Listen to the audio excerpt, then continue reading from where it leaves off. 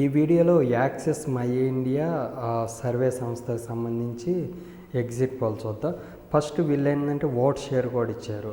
Others వచ్చేసరికి 2%, TDP, Janasena, BJP కూటమికి 45%, వైఎస్ఆర్సీపీకి 53%. సో 2%తో అదర్స్ ఒక సీటు కైవసం చేసుకుంటే 45% ఓట్ షేర్తో టీడీపీ, జనసేన, బీజేపీ 51 సీట్లు వస్తే 53% ఓట్ షేర్తో వైఎస్ఆర్సీపీ 123 సీట్లు వచ్చినాయి.